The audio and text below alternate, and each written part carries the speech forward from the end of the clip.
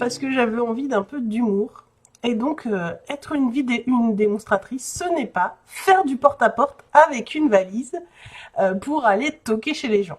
Même si vous pouvez le faire, moi je vous conseille plutôt, si jamais vous voulez être une bonne démo, d'en parler autour de vous, à vos amis, à votre famille, à vos proches, aux gens un peu moins proches, que ce soit les mamans des enfants ou vos copines de danse, vos copines d'art plastique, vos copines de théâtre, vos copains de kayak. Enfin voilà, imaginez tous ceux à qui vous pouvez en parler et parlez-en parce que c'est beaucoup plus facile que de faire du porte-à-porte avec une valise. Être une démonstratrice, ce n'est pas acheter 1000 produits et ne se servir d'aucun produit. Non, c'est pas ça. Être une démonstratrice, c'est plutôt acheter les produits qu'on aime et les en parler parce que on vend beaucoup plus facilement ce qu'on aime et donc vraiment je vous conseille c'est de choisir une collection, deux collections, un set de tampons, des couleurs que vous aimez vous particulièrement et d'en parler à vos clientes que ça soit en faisant des messages, en faisant des créations, en envoyant des cartes. Vous allez voir, il y a plein de solutions pour parler de tout ce que vous aimez à vos copines. Être démonstratrice, ce n'est pas faire les choses par obligation. On fait vraiment ce qu'on veut quand on est démonstratrice. On gère son activité comme on veut. Si on a envie de faire un blog, on fait un blog. Si on a envie d'être présent sur les réseaux sociaux, on est présente.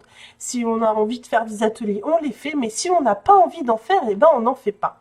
Si on veut faire des lives, on fait des lives, comme moi. Et si on veut pas, on n'en fait pas et on fait autre chose. On adapte vraiment son activité à ses envies parce que c'est hyper important d'être connecté à soi et de faire ce qui nous fait plaisir à nous parce que du coup ça rejaillit sur les clientes et ça les met en confiance. Et qui sait, en étant vous-même, vous pourrez peut-être accueillir un membre d'équipe qui se reconnaît dans votre histoire. Être démonstratrice, ce n'est pas diriger une équipe. C'est accueillir des personnes et partager la passion. C'est différent. Quand vous devenez marraine, vous n'êtes pas là pour leur dire quoi faire. Vous êtes là vraiment pour les accompagner dans la découverte de leur aventure. Je vous rappelle les 4 points que j'ai présentés. Donc, être démo, c'est en parler autour de soi, conseiller les produits que tu aimes, gérer ton activité avec plaisir et accueillir et partager l'aventure. Est-ce que tu as des freins dans ta prise de décision ? Est-ce que mon message t'a éclairé et t'a libéré l'esprit? J'attends tes questions. Enfin, vos questions. Donc, pourquoi je suis devenue démonstratrice? Au début, j'étais cliente, comme vous. Et puis, longtemps, je me suis dit, non, mais ça, je le ferai plus tard, quand j'aurai plus de temps. Parce que j'avais des enfants qui étaient un peu jeunes. Je m'étais dit, je ferai ça plus tard, vraiment plus tard. Je m'étais même dit à la retraite. Vous voyez. Et puis un jour j'ai changé de travail et à mon travail j'ai commencé à parler de mes créations, des cartes. Je faisais des cartes de départ pour les gens qui s'en allaient. Et du coup j'ai commencé à expliquer comme ça par les cartes que je faisais du scrap et ce que c'était que le scrap, que je participais à des ateliers en tant que cliente. Et puis il y en a une qui m'a dit mais pourquoi est-ce que tu nous apprends pas à faire du scrap? Alors là, ça a fait tilt dans ma tête. Je me suis dit, mais oui, bien sûr, depuis le temps que je cherche une bonne raison pour devenir démonstratrice. Voilà, c'était ma raison. Sylvie m'a aidée, elle m'a trouvé ma raison, parce que longtemps, je me suis interdit de l'être. Donc, j'ai commencé par faire des ateliers au boulot avec mes collègues. Ça a super bien marché et finalement j'en ai fait à la maison parce que quand même j'avais envie de voir ce que c'était que de faire des ateliers à la maison. Et puis maintenant j'ai plus arrêté, donc ça fait 5 ans, je vous ai dit, que je fais des ateliers, je fais un atelier par mois. Et voilà, j'adore ça et je regrette absolument pas. Alors merci Sylvie de m'avoir tendu la perche. Qu'est-ce que j'aime chez Stampin' Up? J'aime la coordination des produits. Pour compléter la question de Nathalie, c'est vrai qu'il n'existe pas tous les produits chez Stampin' Up, mais il en existe suffisamment pour pouvoir avoir une belle coordination et pouvoir faire des créations qui qui aillent super bien ensemble. Moi, des fois, j'ai des clientes qui me disent ouais, mais c'est bien que tu choisisses les papiers pour moi parce que moi, les goûts, vraiment, ça serait trop moche. Tu verrais mes choix de couleurs, c'est vraiment trop moche. Et bah, je leur dis toujours, mais avec Stampin' Up, vous pouvez pas vous tromper parce que toutes les couleurs elles vont ensemble. Donc c'est vraiment merveilleux. Vous choisissez une collection de papier, vous suivez les petites indications, puis vous verrez, ça va couler tout seul et vos projets ils seront magnifiques. Donc ça c'est mon premier cœur, la coordination des produits. Le deuxième c'est évidemment la remise de 20% qu'on a quand on devient démonstratrice. Même 25% pour moi, puisque maintenant je suis argent, donc on a le droit à 25% quand on monte les paliers. Et bah, évidemment, au début, on se dit waouh, 20%, je vais payer 20% moins cher, c'est trop bien. Mais après, il y a tellement plus que c'est génial de pouvoir se faire des petits cadeaux avec tout ce qu'on gagne en vente, quand on recrute, etc. Il y a plein de choses. Il faut se donner les moyens d'y arriver, mais il y a vraiment des possibilités pour se financer son matériel de scrap. Le dernier, qui est pour moi presque le plus important maintenant, c'est d'être mon propre chef. Et de travailler comme je le veux. C'est moi qui décide de ce que je fais. C'est si j'ai envie de booster mon blog, je booste mon blog. Si j'ai envie de faire ce live, je fais ce live. C'est moi qui décide. Je fais les choses pour vous, mais c'est moi qui décide comment j'amène mon entreprise au niveau où elle est aujourd'hui. Et ça, c'est hyper important parce que du coup, je suis totalement raccord avec ce que je pense. C'est-à-dire, s'il y a un truc que j'ai pas envie de faire, bah, je le fais pas. Tant pis. On n'est pas obligé de faire tout pareil. Est-ce que tu t'es déjà dit pourquoi pas moi? Et je vous ai mis une petite liste de pourquoi.